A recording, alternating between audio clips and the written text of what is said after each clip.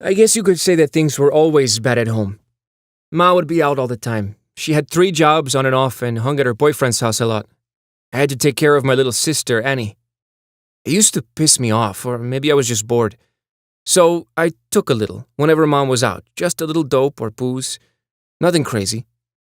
A few times I couldn't take it and I'd just get out of there. I'd crash at a friend's place, but I always came back because of Annie. When I was at my friend's house, I met Crystal. She was older and she treated me better than my mom did. She got me some new shoes when mine were looking bad, and she listened when I talked. I started spending more time with Crystal. I pretty much moved in with her and her boyfriend Roger. My mom didn't seem to care. I just told her I was with my friends.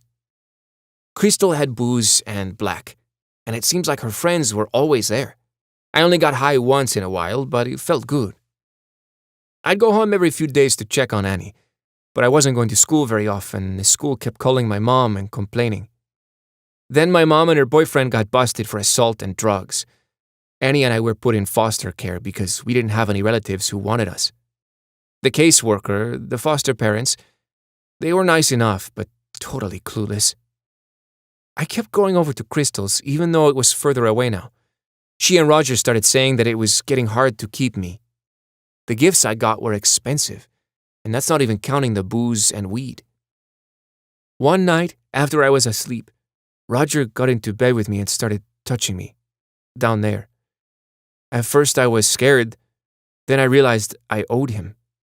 I didn't say anything because I wanted to stay at the house. Over the next couple of months, I spent more time at Crystal's.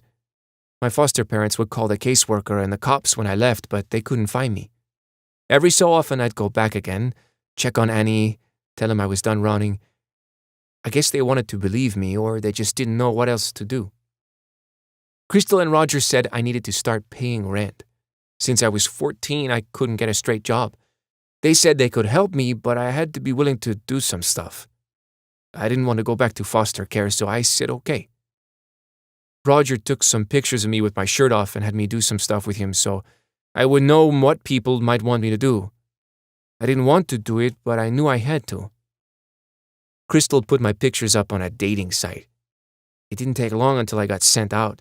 I met this guy at a motel I had passed 1,000,000 times. It was my first trick. I got paid pretty good. I got to keep some of the money after I paid rent to Crystal and Roger. After a while, I got sick of Crystal and Roger taking a cut of my money. I took what I had hidden away and got myself a phone and a room a few towns over. I knew what they put up online, so I posted some of my own ads. Soon I was getting hit up all the time. Hey, no boss anymore. So things are okay. I move around a lot so the cops can't find me. I got a burner phone and a number for business. Those fools who pay to get with me don't ask any questions. I always tell them I'm 19 and my name is A-Love. Yeah, it's all good. I'm doing fine.